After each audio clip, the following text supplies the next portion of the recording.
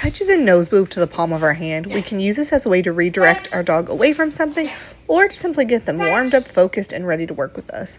This also works really well when we're out on walks and there are distractions coming our way.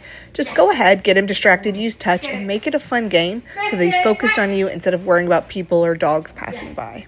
Boy, touch, touch, touch. Yes, good boy. For sitting down, the big things to remember are not to repeat yourself. Say it once and give him a chance to respond before repeating it again. And make sure you give a little bit more time than you think is needed. We have a tendency to try to rush it, and as you'll see here, he is doing the thing. You just got to give him time, especially with going from down to sit. Sometimes he struggles sitting back up, and that's a harder task for a puppy.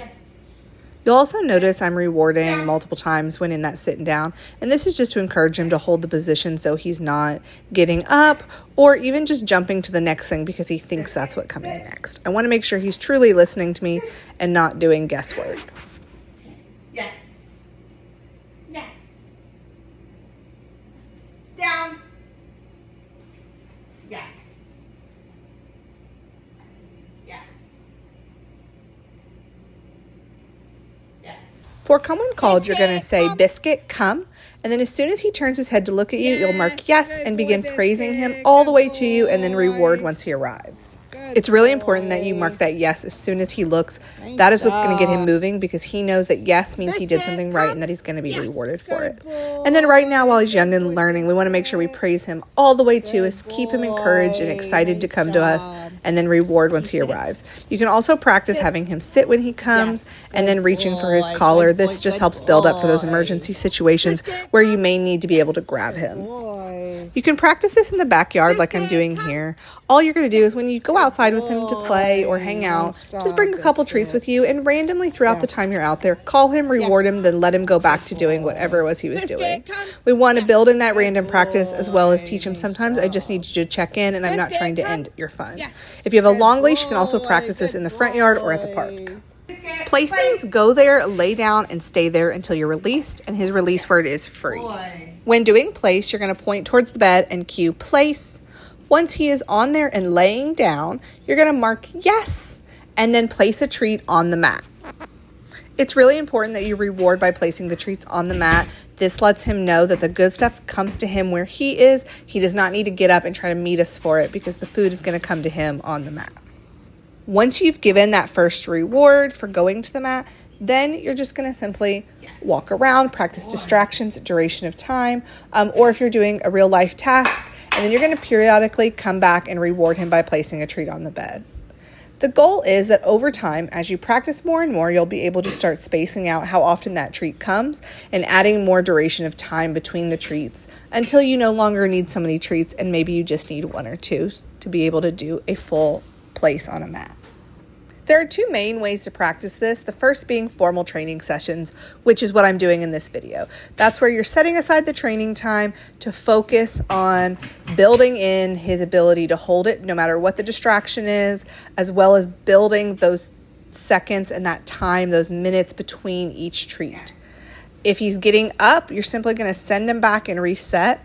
But if you notice he's getting up constantly with the same distraction, then that lets you know something is too difficult and we need to break it down into smaller pieces until he's able to handle it. An example of this would be if you drop an item or roll a ball across the floor and that's too exciting and he's getting up and you've tried it a couple times, then what you want to do is make that thing smaller. So maybe you drop the ball from a lower point on the ground so it doesn't go as far, and you just start there and you practice that, and then you roll it a little bit more and a little bit more and you build up the excitement.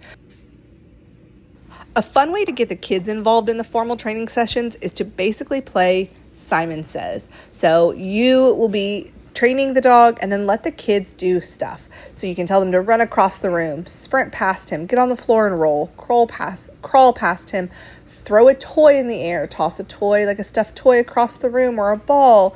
Have them do the distracting things while we're encouraging him to stay on his bed and you can be rewarding him. Know that when you try more difficult things or exciting things, you may have to up the frequency of the reward for a little bit until you can kind of wean back down again. Free. And when you're ready for him to get up, you can use that cue free to let him know he can get up, and there's no need to reward this with a treat. The other way to practice is in real life context. So for us, this is dinner time. So when we're having dinner, I'm going to put his place bed near me so that I can reward him, and then I'm going to cue place, and then throughout dinner as I'm eating, I'm going to be tossing him a reward. Again, just like with the formal training sessions, the goal here is that over time, we're going to slowly space out how often those treats come and do a little less and a little less with more time in between those treats until he doesn't need so many. Right now, he is very capable of staying all the way through dinner. Of course, he still needs fairly frequent rewarding, but he stays the whole time through dinner. He doesn't really get up a lot. You can see in this video, even with his friend over there getting up a bunch, that he is not wavering and he is staying put. He's done so great with this. When doing this during dinner, I don't particularly like to use treats. And of course, since we're using his kibble with him, you're not going to want to touch his food that smells like dog food and then touch your own food. But also he has a sensitive stomach, so we're trying to be careful with that. So what I've been using for him are Cheerios. This is a great low calorie. There's really nothing that's going to upset his stomach using those. And so just get a bowl or a little zippy bag, fill it with some Cheerios, set it next to you, and then use that as your reward throughout dinner. Stay is pretty much the same thing as place, only without the dog bed. So you're going to cue him to sit or down, then tell him to stay, move around, do your thing, and then come back periodically and reward him. The main difference between place and stay is how you use it. Stay is going to be used for things that are only a few minutes or under, so it's short term, versus place can be used for both short term or long term, going well over 5 minutes up into the hour range. Good boy. Wait means stop and don't go any further. So when we say wait, we're drawing an imaginary line and telling them they cannot cross it. He can sit, stand, lay down, or even walk around as long as he does not cross that line. So you will cue wait and then step through that threshold or that door, and then you're going to reward by placing the treat back behind that line. So you can toss the reward to him to build some duration. And then when you're ready to release him, if you're ready, you can say free, and that lets him know that he can cross that line. This is really great on stairs, that you have a dog that isn't tripping you as you go up and down the stairs. And then, of course, this is really helpful for going out the doors to the outside world, as well as rooms in the house that maybe you just don't want him to follow you into. If you're not going to let him go out the door, you will not need to release it. So here at the front, I'm going to say, wait, open the door, and then I'm going to do what I need to do. And then when I come back in, I'm going to simply shut the door, reward and praise him, but I do not need to release him. You are only going to say free if you are letting him go out the door. I like to build duration with this one as well, just because you never know what situation may happen where somebody accidentally leaves a door open while they're doing something outside. Yes, and of course, this is important so that we don't have dogs that are darting out an open door and taking off on us. If you're practicing and he starts to move towards the door, simply step back towards him, shut the door, and start again. Whenever you have a package at the door, it's a great time to practice this. Wait. And then lastly, the big difference between wait, place, and stay is that you only need to release wait if you're going to let him cross the line. So the package, we're not taking him out for a walk. I'm going to. Leave it means back away from the thing you were heading towards. So here we're practicing with treats being dropped. This is great for mimicking those real life situations where things like pills or food that is dangerous for dogs gets dropped. So you're going to drop the item, say leave it, and as soon as he backs away, yes, and then reward him. In real life, you're not likely to have a treat on you, so you're going to do what we call a praise party to the treat. So as soon as he leaves it, we're going to say yes, praise him all the way to the cookies, and then get him that reward. We want to make this a fun and exciting thing so that he continues to do it for us. He has done really great with this in real life situations. Unfortunately, it's just hard to get those on video when they happen. But here I also practiced a leave it where I walk away from the item to see if he tries to go right back for it immediately, which he didn't. Overall, like I said, with leave it, he has done really great in real time with this and is just doing wonderfully.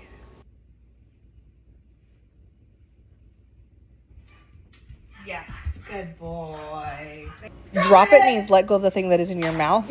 You can practice this with items like toys or a chew bone, as well as, of course, catching him in real time when he picks things up. boy. Just like with Leave It, you can do that praise party Drop to the it. treats if you don't have a treat on you in Good that moment. boy, And if you good boy, have good no access to any treats, then you may make sure boy. that praise party is the best thing that's ever happened to him. He has done, Biscuit, again, drop really it. great with this in real time. Yes, We've had a good lot of practices with boy. this, and he's just Good done boy. wonderful. So again, in real time, if you have this Biscuit, happen, you're going drop to it. drop Yes, it good boy, and then good boy. praise him and do a big praise party all the way to the treats. Get him a cookie and reward him for that. Bells. While he is not reliable yet to ring the potty bells to ask to go potty, he is on the right track. So right now what we've got is the bells are on the door, and every time I take him out to potty, I'm going to cue him bells and then encourage him to go potty right away. So that way we're associating the bells with potty. You notice here I'm not giving him any treat for ringing the bells. We want the bells now to mean we go outside and we go potty. You can, however, reward him after he goes potty with a treat or just a lot of praise. He does love praise, so that works as well. Boy. If he's trying to play or mess around, just try to keep encouraging him, walking with him, and encouraging him to go potty. And this is a cue that you can repeat. So you're going to cue bells every time you're going to take him out to potty, and then make sure he goes potty right away. And what I'm starting to see with him now that leads me on that he's on the right track is when I approach the door, he's going ahead and ringing the bells because he knows that's what I'm going to ask. That's the pattern that's been happening. And so he's going ahead and ringing them on his own. And then I say yes, and we go outside to go potty. This is a step in the right direction. So you're just going to continue to do this until he starts ringing it readily on his own and doing that consistently. So at this point, it's really you being consistent with having him ring it and waiting for him to really pick up the pattern and start to ring it on his own and ask to go out to potty. Good boy. Good, go potty. Yes, good boy. Nice job. All right, so we're going to start our walk with the up and down pattern game. So this game, again, is to build focus and attention. So we're going to start by placing a treat on the ground, and then we're just simply going to stay put and kind of wait for him to offer us his attention back. Yes. And then when he does, we're going to mark yes and place another treat on the ground. The point of this is to build that attention and focus, because if he can't focus in the driveway, he's not going to be able to focus out on the walk when there are distractions around. So it's really important that we start our walks like this to make sure he's actually ready to go and prepared. The other thing that is great about this game is it helps build a skill that we need for walking, which is offering us attention and checking in. What we don't want is a dog that doesn't check in until we say something or cue him to look at us. We want a dog that naturally is checking in and making sure everything is good and checking in with us. Yes, and offering us that attention. So again, we're just going to kind of wait here until we're getting a more frequent response from him where he's looking back pretty quickly. Yes, taking the treat, and then kind of immediately, yes, like that, looking back at us. Yes, that's what we're looking for. Yes, we want him to recognize. Yes, paying attention is what's going to get him the treats as well as the movement. So now we're going to move into kind of taking this pattern on the go as we head out the driveway.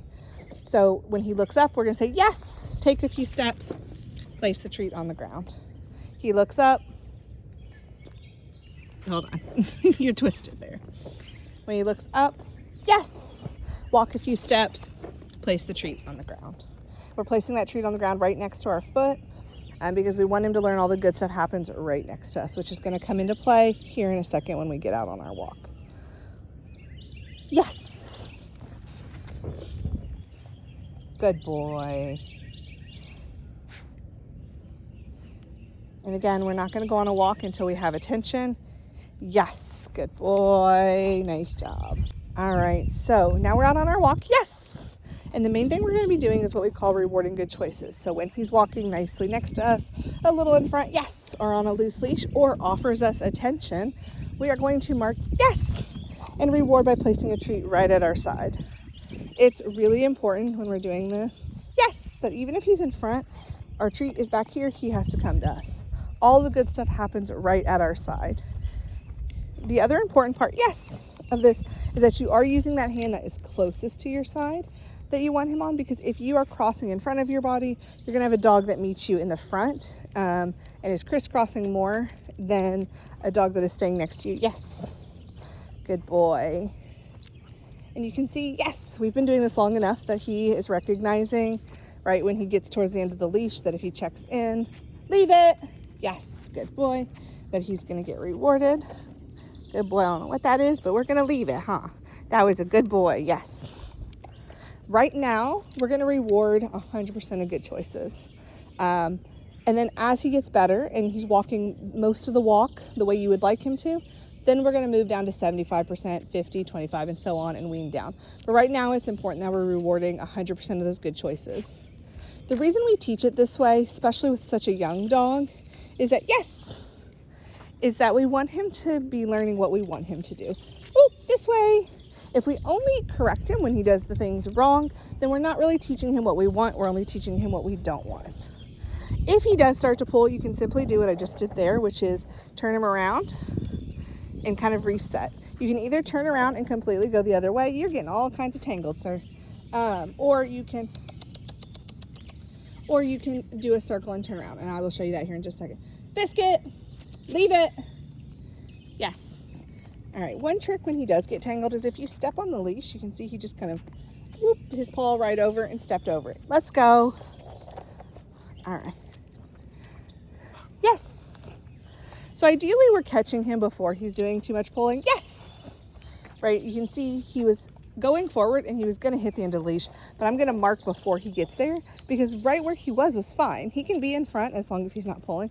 If he starts to pull like that, we're going to say this way. We're going to turn around and you can just walk this way, or you could simply this way, do a full circle and turn him around so that you can continue to try to go the way you were going. Sniffing, we're going to allow sniffing. It's an important part of being a dog, but if he is pulling you up into someone's yard or trying to drag you somewhere, we're not going to allow that because we don't want him to think pulling us is okay.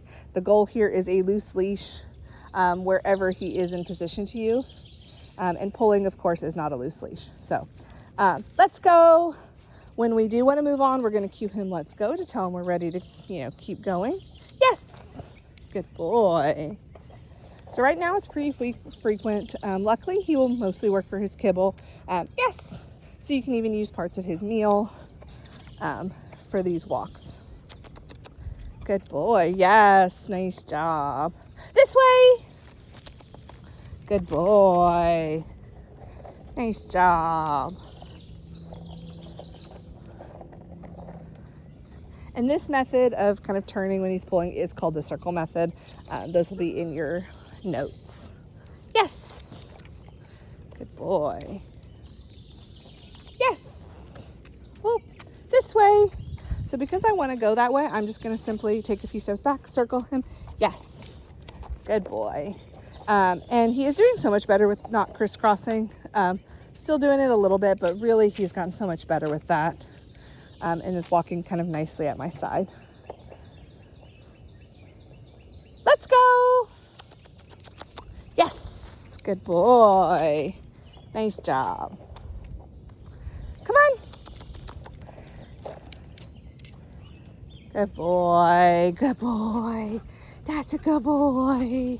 Good. And that's a wrap on Biscuit's training.